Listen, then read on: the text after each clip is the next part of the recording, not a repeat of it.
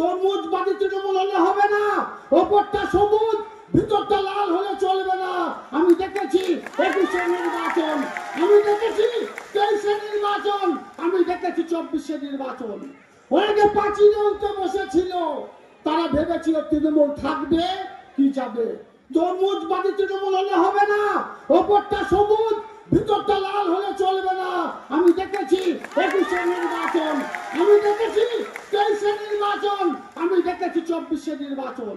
অনেকে পাঁচিলে উঠতে বসেছিল, তারা ভেবেছিল তৃণমূল থাকবে কি যাবে। থাকুন, সতর্ক থাকুন, যারা পাঁচিলে চেপেছিল তাদের দিকে লক্ষ্য রাখুন। আবার 26-এর নির্বাচন আসছে, তারা আবার পাঁচিলে উঠবে, তাদেরকে 26-এর নির্বাচনে পরে ওই পাঁচিলে রাখবো, নামতে দেবো না।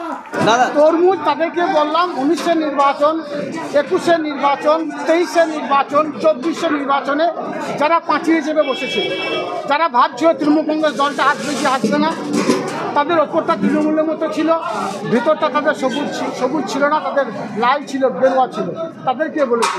এখন দেখতে পাচ্ছি বীরভূম জেলাতেও কিছু তরমুজবাদী তৃণমূল রয়েছে, তাদের উদ্দেশ্যে কথাটা বলেছি।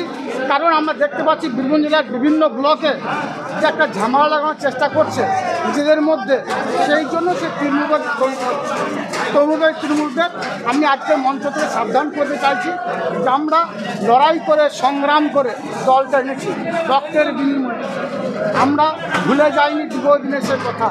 তাই যারা আমাদের মমতা বন্দ্যোপাধ্যায় দলকে, তৃণমূল কংগ্রেস দলকে কলুষিত করতে চাইছেন, তাদের উদ্দেশ্যে বলতে চাই সহজে ছেড়ে দেবো না। বীরভূম জেলার 11টা যে সিট আছে, 11টা বিধানসভা আছে, 11টা বিধানসভাতে মমতা বন্দ্যোপাধ্যায়, অভিষেক বন্দ্যোপাধ্যায় যাদের মনোনীত করবে তারাই জিতবে। আর যারা তরুণবাদী তৃণমূল তারা শুধু দেখতে থাকবে, পাঁচিলে বসেই থাকবে, পাঁচিল থেকে তাদের নামতে দেবো না, সে কথাটাই আমি বলেছি। যেমন সামনে আছে না পিছনে আছে সে বিষয় নিয়ে মন্তব্য করতে চাই না, সামনে থাকলেও পিছনে যাবে। আমাদের বোলপুরে দলীয় কার্যালয়ে কোর কমিটি মিটিং ছিল, সেদিন যারা ওখানে উপস্থিত ছিলেন তাদের সকলকে আমি আমন্ত্রণ জানিয়েছিলাম। সেই আমন্ত্রণে আমাদের রাজ্যের ডেপুটি স্পিকার আশিস ব্যানার্জি এসেছেন, আমরা দেখেছেন। বাকিদেরও আমন্ত্রণ জানানো হয়েছিল, রানাদা একটা মেসেজ পাঠিয়েছে এবং সেই মেসেজটা পরেও শোনানো হয়েছে যে তিনি কাজের সূত্রে রাজ্যের বাইরে আছেন, সেই জন্য আসতে পারেননি।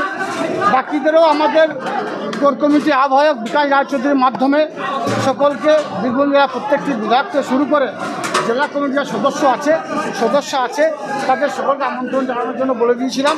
তিনি নিশ্চয়ই আমন্ত্রণ জানিয়েছেন। এবার কে আসেননি, কেন আসেননি সে বিষয়ে আমার কোনো ভূক্ষেপ নেই, কোনো অভিযোগ নেই।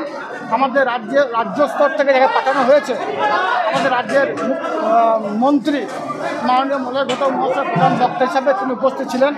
রাজ্যের আরও এক মন্ত্রী এখানে এসেছিলেন এবং ডেপুটি স্পিকার থেকে শুরু করে বিভিন্ন সকল কর্মধ্যক্ষ থেকে শুরু করে সকল জেলা পরিষদের মেম্বার এবং আমার ব্লক প্রেসিডেন্ট উপস্থিত ছিলেন।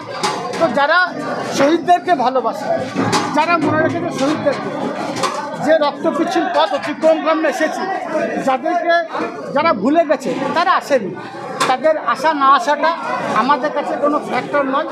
আমরা শহীদ পরিবারের সন্তান, আমরা মমতা বন্দ্যোপাধ্যায়, অভিষেক বন্দ্যোপাধ্যায় চলার পথ অনুসরণ করে চলছি, আগামী দিনেও চলবে।